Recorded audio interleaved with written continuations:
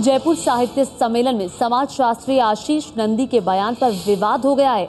आशीष नंदी ने कहा है कि ज्यादातर भ्रष्ट लोग दलित, पिछड़े और आदिवासी समुदाय से आते हैं। आशीष नंदी के इस बयान को लेकर दलित चिंतकों और नेताओं ने नाराजगी जताई है। तो जयपुर फिल्म फेस्टिवल में समाजशास्त्री आशीष नंदी ने दिया है विवादास्पद बयान और कहा है कि ज्यादातर जो भ्रष्ट लोग हैं वो दलित और पिछड़े वर्ग से आते हैं। क्या कहा समाजशास्त्री आशीष नंदी ने, आप भी सुनिए।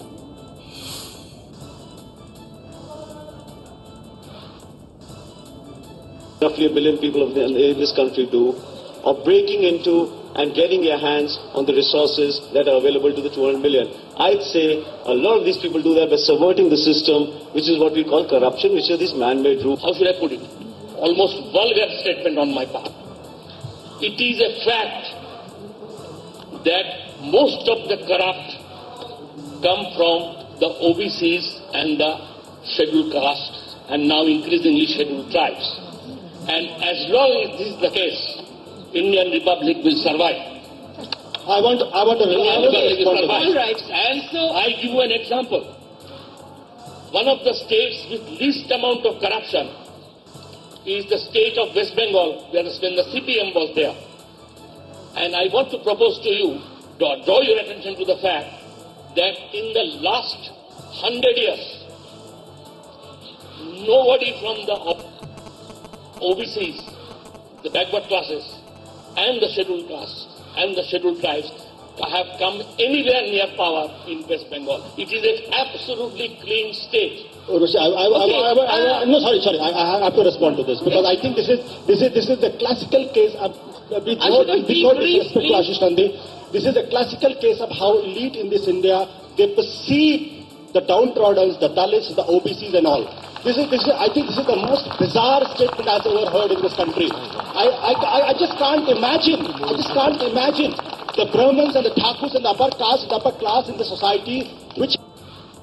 तो ये वो बयान आपने समाजशास्त्री आशीष नंदी का सुना जिसको लेकर विवाद खड़ा हो गया है। आशीष नंदी ने दलित, पिछड़े और आदिवासी समुदाय को लेकर ये विवादास्पद टिप्पणी जयपुर लिटरेचर फेस्टिवल के दौरान कहीं चर्चा चल रही थी वहां पर। और जानकारी के साथ एबीपी न्यूज संवाददाता मनीष शाह हमारे साथ जुड़े हैं। मनीष, किस चीज पर चर्चा चल रही थी जिस पर आशीष नंदी ने ये बयान दिया? जी, रिपब्लिक ऑफ आइडियाज के नाम से जयपुर लिटरेचर फेस्टिवल में ये सत्र चल रहा था जिसमें आशीष नंदी के अलावा कुछ पत्रकार और बाकी पैनलिस्ट भी थे।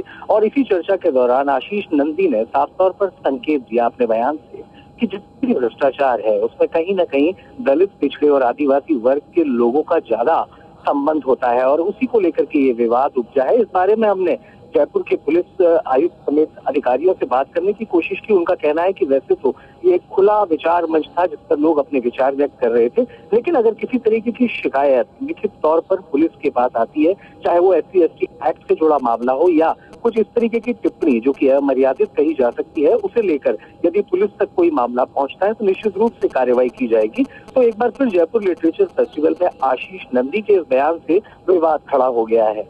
जी मनीष, उसके बाद कोई हलचल वहां पर दिखाई दी इस बयान के बाद?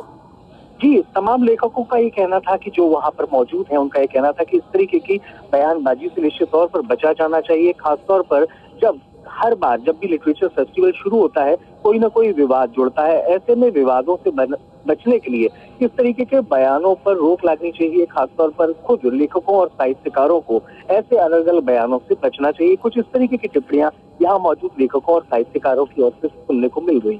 जी चलिए मनीष, बने रहिए। अपने दर्शकों को एक बार फिर से सुनाते हैं कि समाजशास्त्री आशीष नंदी ने ऐसा क्या बयान दिया जिसको लेकर अब विवाद खड़ा हो गया है, जिसको लेकर अब विरोध की आवाज उठने लगी है। आप भी सुनिए। It is a fact that most of the corrupt come from the OBCs and the scheduled castes and now increasingly scheduled tribes.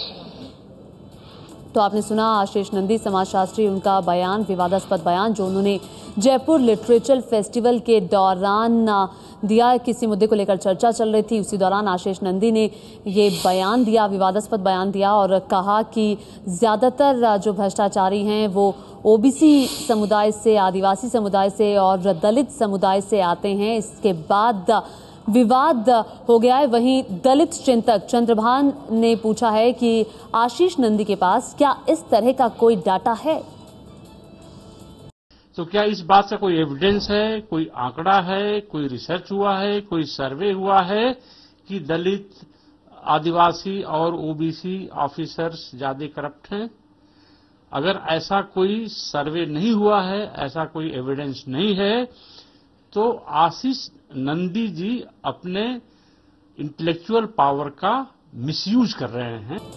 तो दलित चिंतक चंद्रभान को आप सुन रहे थे, उनका कहना है, और उन्होंने सवाल पूछा है क्या इस तरह का कोई डेटा है, उनके पास कोई आंकड़े हैं जिसको लेकर उन्होंने ये विवादित टिप्पणी की है। और इस विवादित बयान के बाद अब दलित चिंतक जो हैं उन्होंने सवाल उठाए हैं। दलित समुदाय से जुड़े हुए लोग सवाल पूछ रहे हैं कि किस आधार पर आखिर ये बात कही है आशीष नंदी ने, उनके पास क्या आधार है, क्या कोई आंकड़े है, किसी तरह का कोई डेटा उनके पास है। इस वक्त बता दें आपको कि इस विवादास्पद बयान पर नज़मा हेपतुल्ला ने क्या कहा, अभी सुनिए। इस देश में चाहे किसी वर्ग के लोग हैं, उन्होंने देश के बढ़ने में, देश के को कायम रखने में, उसकी तरक्की में अपना बराबर का योगदान किया है।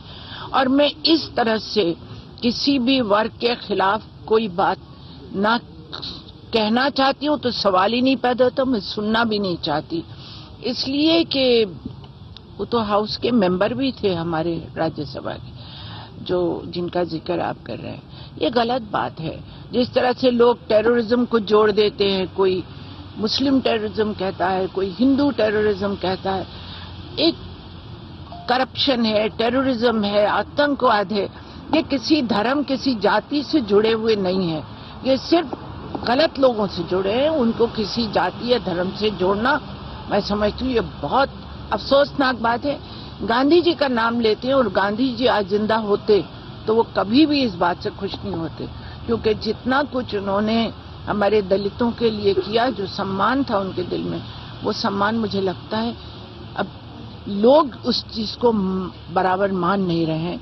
अगर गांधी जी के रास्ते पे चलते तो ऐसी बात नहीं कहना चाहिए। बिल्कुल अप्रासंगिक है, क्योंकि 26 जनवरी हमारा गणतंत्र दिवस है, ऐसा दिन जो कि हम मनाते हैं लॉ एंड ऑर्डर की स्थापना के लिए, और कि हमने संविधान को लागू किया और संविधान के तहत जो भी कानूनी प्रक्रिया उसके तहत काम होंगे।